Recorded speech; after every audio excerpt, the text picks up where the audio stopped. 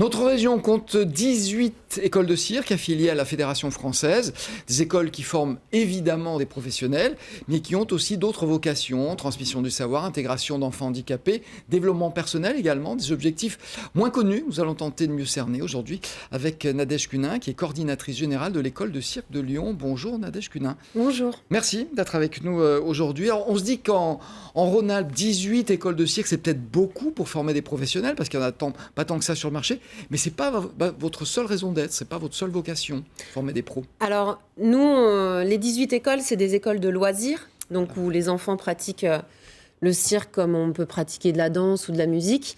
Et puis, il y a deux écoles qui forment des artistes en région Rhône-Alpes.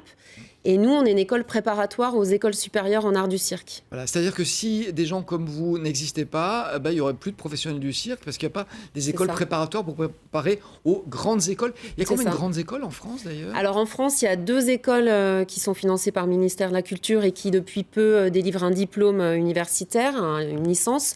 Parce que maintenant, on se rend compte que ces formations, elles sont en fait, on est en train de se structurer vraiment comme un parcours et une filière comme au milieu de la danse ou de la musique. Donc ça, c'est très récent parce que l'histoire du cirque, elle a beaucoup bougé ces dernières années. Et donc, aujourd'hui, voilà, on a des parcours avec des écoles préparatoires et des écoles supérieures. On a le CNAC à Châlons et l'Académie Fratellini à Paris. Effectivement, le cirque, pendant très longtemps, c'était une transmission qui se faisait au sein de la famille. Aujourd'hui, ça a changé. Depuis combien de temps, à peu près, est-ce qu'on a des enfants qui ne sont pas du tout du milieu du cirque et qui ont envie d'exercer et qui trouvent une formation, justement ? Eh bien, aujourd'hui, depuis les années 70, depuis que les écoles se sont créées, on a la possibilité pour des jeunes de pouvoir intégrer des écoles et de devenir artistes, même si on n'est pas issu d'une famille de circassiens. Alors vous accueillez deux jeunes candidats à ces professions. Alors c'est une partie de votre activité, je le précise.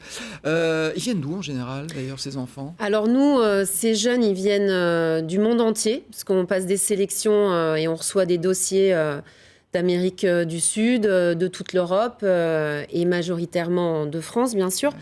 Et ensuite, ils viennent de parcours très différents. Il y en a qui ont fait du loisir depuis l'âge de 10 ans.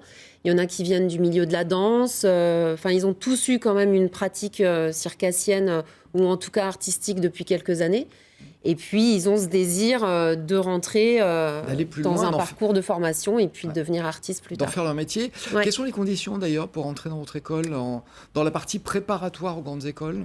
Alors, les sélections, elles se font sur dossier. Donc, il y a des lettres de motivation. Et puis après, il y a un dossier qui permet un peu de comprendre le parcours. Et puis, au niveau physicalité, où en sont ces jeunes, puisqu'on est quand même sur des bases sportives aussi. Oui, il y a des critères physiques comme la danse d'ailleurs. Tout à fait. On a besoin d'avoir des jeunes qui sont dans un corps et qui peuvent...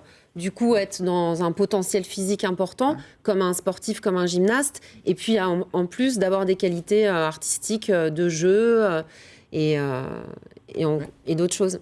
Quelles sont les matières, justement, que vous leur enseignez ? Est-ce qu'il y a un tronc commun et des spécialités ou est-ce qu'il faut choisir dès le départ sa spécialité ? Je veux devenir acrobate, funambule Alors, en général, ils viennent tous avec déjà un peu leur spécialité. Enfin, voilà, on a des acrobates, des trapézistes, des gens qui sont des jongleurs. Et ensuite, nous, en école préparatoire, on est là pour poser des bases, pour qu'ils puissent acquérir vraiment les bases en acrobatie. Donc, ils ont un socle commun d'à peu près 8 heures de cours d'acrobatie, des cours de danse contemporaine, des cours de théâtre, des cours d'équilibre sur les mains. Et ensuite, ils ont des temps de spécialité avec des professeurs qui sont du coup spécialisés dans leur spécialité. Et qui sont des professionnels. Et qui sont des professionnels ou qui ont eu une vie, en tout cas, d'artiste, parce que ça, c'est important pour transmettre. Et puis du coup, on est aussi sur de l'ouverture parce que l'idée, c'est qu'ils puissent aussi s'ouvrir à d'autres disciplines s'ils en ont envie avant de rentrer en école supérieure. Vous avez combien d'élèves qui ont envie d'être professionnels du cirque ? Nous, on reçoit 150 dossiers. On en sélectionne 60 en sélection et ensuite, on a 12 élèves pendant 2 ans à raison de 35 heures par semaine. Donc, pendant combien d'années ? 2 ans. 2 ans. Après 2 ans, grande école, après grande école. Du travail, ils en trouvent. Le Cirque du Soleil, il y en a je ne sais combien. Puis il n'y a pas que le Cirque du Soleil aujourd'hui. Non, il y a des débouchés. Et puis, j'ai envie de dire, nous, notre objectif en tant qu'école préparatoire, c'est de les inscrire dans des écoles supérieures ou des formations artistiques. Et ensuite, le lien, il est très important entre nous, notre niveau préparatoire et supérieur. Et ensuite, le supérieur, ils ont des cycles d'insertion professionnelle avec des gens qui travaillent avec ces jeunes pour pouvoir les insérer sur le marché du travail. Effectivement, qui sont sur le terrain, comme oui, de l'apprentissage de haut niveau. Alors ça, c'est la partie, j'allais dire, destinée à former des professionnels. Il y a une autre, vous avez une autre fonction aussi, qui est peut-être de susciter des vocations et puis uniquement d'être là pour des loisirs. Donc ça s'adresse à n'importe qui, aux enfants, aux parents, aux adultes, y compris aux handicapés aussi. Donc nous, notre structure, on est déjà issu d'une MJC, on est dans la MJC Ménival. Voilà, on a créé cette école de cirque au sein de la MJC. Et on a du coup aussi un gros volet de pratique amateur. Donc on accueille des enfants à partir de 5 ans et on fait de l'éveil à partir de 3 ans, jusqu'à pas d'âge, puisque les ateliers adultes marchent très bien. Et ensuite, effectivement, on a un pôle handicap qui permet à des enfants en situation de handicap de participer à des cours de cirque et du coup de faire une activité hebdomadaire tout au long de l'année. Quelles sont justement les qualités qu'a le cirque, qu'ont ces activités circassiennes pour des gens qui ne veulent pas forcément en faire leur profession? Quelles sont les vertus? Les vertus du cirque, c'est le collectif déjà, c'est l'entraide, c'est le dépassement de soi-même, c'est être dans une discipline sportive et très très variée, parce qu'on a des acrobates, des jongleurs, enfin voilà, tout le monde peut trouver son bonheur. Et puis c'est aussi d'avoir le goût d'être sur scène, de partager un moment de plaisir avec le public. Il y a beaucoup de vertus dans le cirque. Du coup, ça permet aux gens de s'amuser et d'être dans un dépassement de soi. Et éventuellement, je l'ai dit, peut-être susciter des vocations. Tout à fait. Parce que c'est parfois par le fait d'aborder comme ça, en termes de loisirs, une activité qu'on peut se passionner pour elle. Alors je vais vous dépendez en partie dans votre fonctionnement des subsides de la région.